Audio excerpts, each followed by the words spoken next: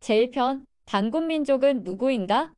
1. 잃어버린 단군민족의 뿌리 역사는 성경 창세기에 있습니다. 삼국유사에는 내놓고 말할 수 없는 숨겨진 비밀이 있습니다. 일련 스님이 쓴 삼국유사가 그보다 약 160여 년이나 앞서 기록한 김부식의 삼국사기보다 더 높이 평가될 수 있는 것은 한민족의 조상이 단군이었고 고조선의 역사가 있었다고 하는 최초의 기록 문서이기 때문일 것입니다. 일련 스님은 임종을 앞두고 유언하기를 삼국유사는 내 평생을 걸고 쓴 책이다. 그 속에 내놓고 말하지 못할 비기가 있는데 훗날 그 비기를 찾아낸다면 국운이 크게 흥할 것이다. 라고 제자들에게 말했다고 합니다. 삼국유사에서 내놓고 기록할 수 없는 비기가 있다면 정사인 삼국사기에도 기록할 수 없었던 우리 민족의 뿌리 역사인 단군조선에 대한 기록일 것이며 그마저 신화로 남겨야 했던 조상 서자환웅과 단군한검에 대한 자세한 내용일 것입니다. 일련 스님이 신화로 남겨야만 했던 여러 가지 이유가 있겠지만 당시 중국과 고려가 몽고 원나라 지배하에 있으면서 우리 민족의 뿌리 역사와 조상에 대하여 자세히 기록할 수 없는 상황이었기 때문이라는 것은 일제 식민지를 겪은 우리 민족으로서는 충분히 짐작할 수 있는 일입니다. 이 성경은 세계 최고의 인류 역사서입니다. 21세기 오늘의 세계는 모든 정보가 인터넷을 통하여 공유하게 되면서 고대 세계 역사로부터 미래 세계에 일어날 일까지 예측하는 시대가 되었습니다. 그래서 일련 스님이 고조선의 역사를 쓰면서 내놓고 다 말할 수 없었던 부분을 세계 최고의 역사서이자 경전인 성경 속에서 찾아 비밀이 숨겨놓은 단군 신화의 역사를 밝히고자 합니다.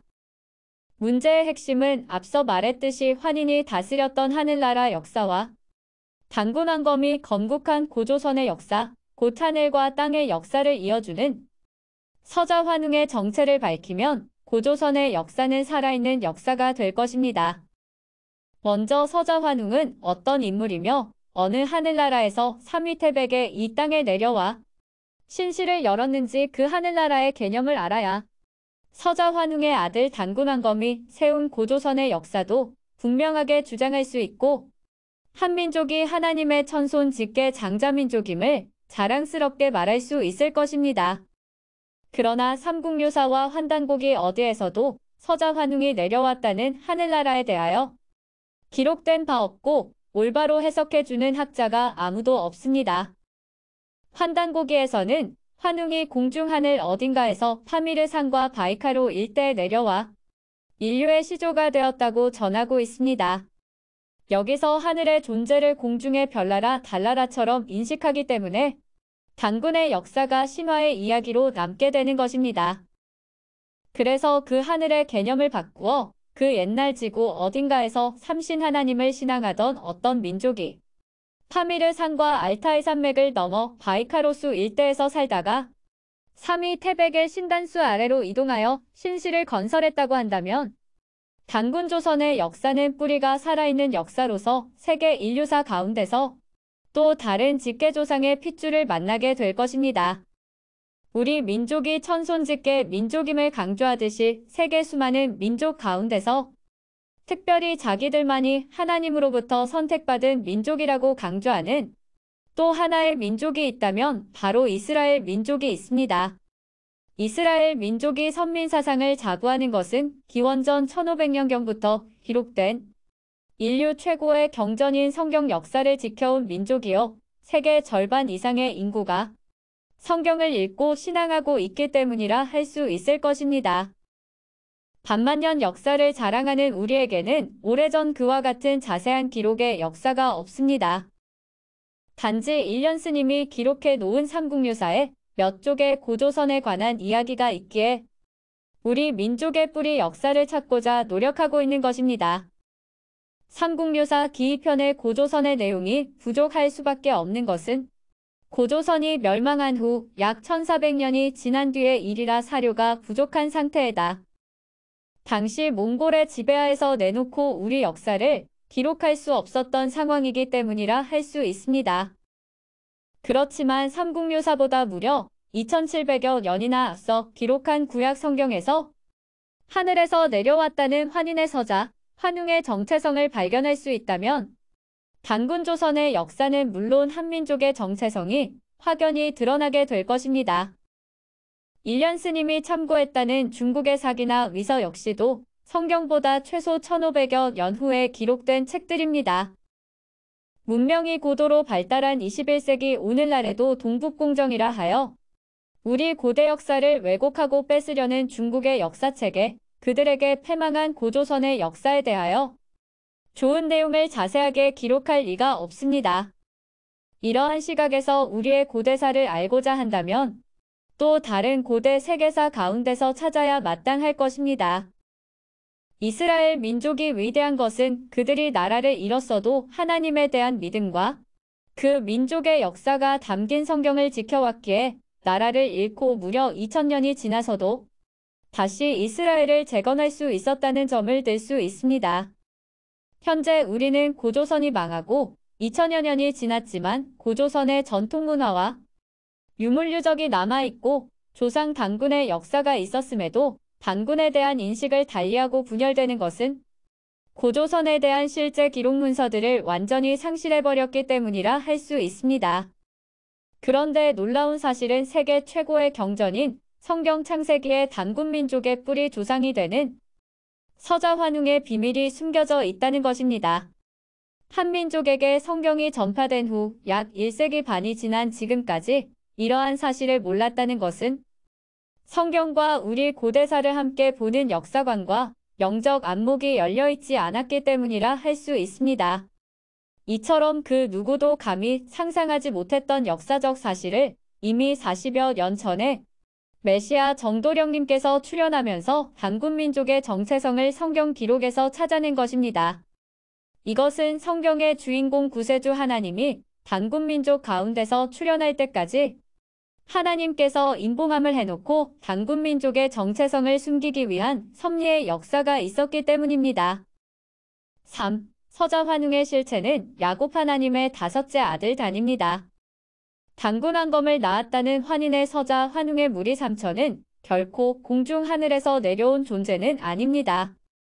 그 당시 세계사를 보아도 동방의 중국은 물론 지중해를 중심으로 수메르와 이집트, 인도와 유럽 쪽에도 사람들이 살고 있었습니다.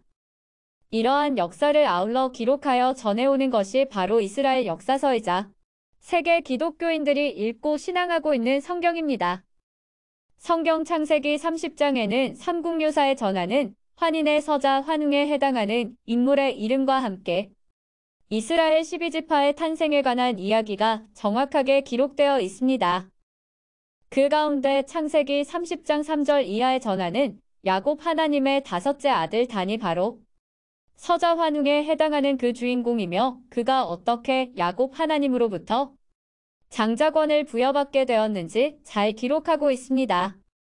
이뿐만 아니라 구약 성경에는 우리 민족의 전통 풍속과 고대 유물유적의 기원을 알게 하는 기록들이 수도 없이 많이 수록되어 있으니 다음 기회에 알아보도록 하겠습니다. 이처럼 하나님의 서자이면서 장자권을 부여받은다는 야곱 하나님이 늙어서 그 아들들에게 장래 일에 대한 예언과 축복할 때에도 단은 그 백성을 심판하리라라는 축복을 하게 됩니다. 하나님의 큰 축복을 받은 단의 후손 단지파가 가나안 땅을 점령하는 과정에 이스라엘 땅을 떠나감으로써 이스라엘 역사에서 잃어버린 지파가 된 것입니다. 이 단지파의 숨겨진 역사를 우리 역사에서는 서자환웅이 환인 하나님으로부터 천부인 세계를 받아서 널리 인간을 이롭게 하고자 하늘에서 내려온 환웅의 무리 삼천이라고 말하고 있습니다. 실제 단군조선의 역사는 얼마나 되었나? 이스라엘 백성이 모세에 의해 기원전 1446년경에 출애굽의 역사를 통하여 약속의 땅 가나안을 점령할 때 단지파 민족은 가나안 땅 소라 일대에서 약 400여 년을 불루센 민족과 항쟁하며 살았습니다. 이스라엘의 마지막 사사였던 단지파 장수 삼손이 죽게 되자 단지파 부족은 기원전 1055년경에 소라와 레센 지역을 떠나 동북방으로 사라지게 됩니다. 여기까지가 성경에서 잃어버린 이스라엘 단지파 민족이 하나님을 섬기며 살던 하늘의 역사입니다. 이들은 이미 조상 야곱 하나님과 12 형제들이 애굽 땅에서 살던 때로부터 약 900년의 기간을 하나님을 신앙하며 살아왔고 축복의 땅 가나안에서 새로운 하늘나라를 세우고자 주변 민족과 싸우면서 살았던 민족입니다. 이러한 단지파가 가나안 복된 땅을 떠나게 된 이야기가 우리 역사에서는 단지파의 이름을 바꾸어 환인의 서자 환웅의 무리가 하늘로부터 파미르와 바이카로 일대에 내려와 살게 되었다는 신화가 시작됩니다.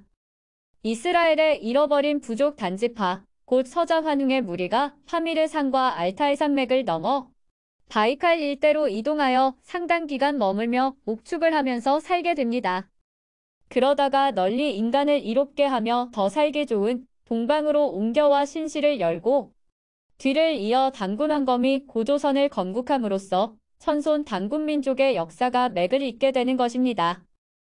문제는 우리 역사를 오랜 역사임을 자랑하며 반만년 역사 또는 9천년 역사로 끌어올려 중국의 신화보다 앞섰다는 것을 강조하다 보니 실제 우리 역사의 정체성을 잃어버리게 된 것입니다. 환단고기에는 환인시대 12왕국이 있어서 그들이 수메르와 유럽, 아프리카로 뻗어 나갔다고 이야기하고 있으나 실제 환인과 환웅의 정체성을 성경에서 찾아본다면 고대 이스라엘 12지파의 역사를 확대해서 기록한 것으로 볼 수 있습니다. 우리 민족이 삼신할머니, 삼일신고, 삼칠기도, 금강산 12,000봉, 열도대문 등 삼수와 12수를 즐겨 쓰는 이유도 이스라엘의 삼위일체 하나님과 12지파의 역사에서 비롯되었다고 할 수 있습니다. 삼국유사에서 환인과 서자환웅, 단군왕검 3대가 동시대에 연속하여 3대를 이은 가계 인물처럼 보이나 환단고기 삼성기 상하편에 전하는 바와 같이 환인 7세 3301년 환웅천황 18대 1565년 그리고 기원전 2333년 고조선 건국처럼 오랜 역사를 말하고 있습니다.